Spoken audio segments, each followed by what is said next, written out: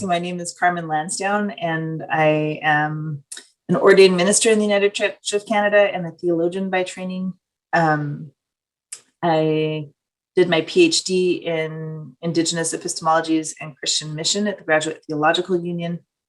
And I currently serve as the executive director at First United Church Community Ministry Society and First United Church Social Housing Society in the downtown east side of Vancouver. Red Dress Day is important in the downtown east side. It's obviously with the visibility of the Picton trial and just the sheer number of women that were murdered by the Pictons, and the percentage of those women who were Indigenous. Before they arrested him, the number of women that were missing from the downtown east side was really stark, and it continues. Like it was not just a Robert Picton issue.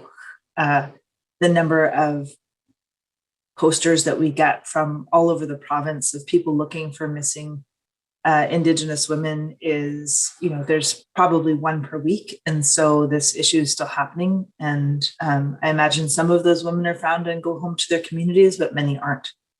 And it's heartbreaking. And one of the things that we did my first year at First United was we still had a thrift store then. And I went down to the thrift store and I bought all the red dresses and we hang them in the windows of the church for Red Dress Day.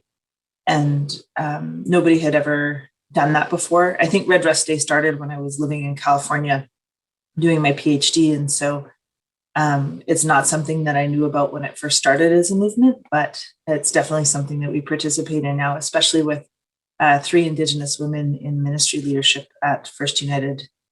We have myself, Dr. Cheryl Bear, and Lauren Sanders, who's from the Kickapoo First Nation, and she is our Indigenous chaplain. And so our shelter manager is also Indigenous, and he's the one that goes and puts up all the dresses for us for Red Dress Day.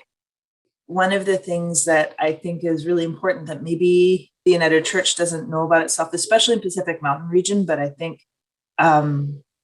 probably also in Chinook Winds, is that when the TRC hearings were happening, Chief Bobby Joseph had come to, it was then BC conference, and said, the TRC hearings are coming. These are the dates that it's in Vancouver, and I really need you to come. I need the church to show up.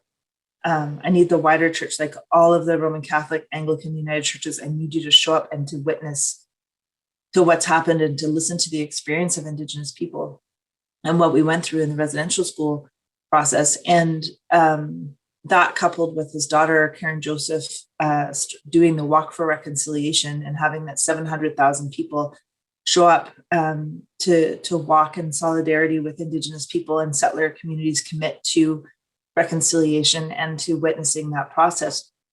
There was more non-Indigenous participation in the TRC hearings in Western Canada than there was in all of the rest of Canada combined. And in large part, it was many United Church congregations and Reconciliation Matters committees sprung up out of that.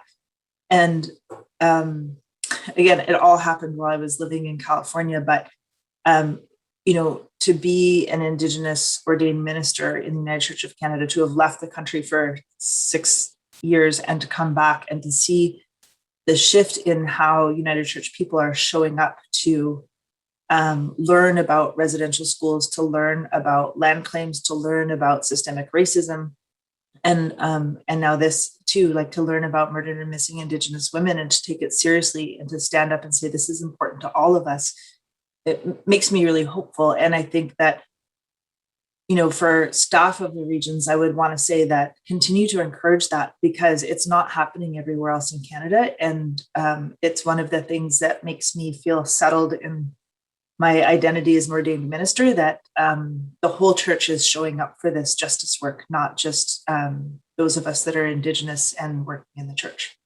There's a lot of challenges in rural ministry in those remote areas because so many congregations are missing paid accountable ministers and really struggling with their own kind of existential problems.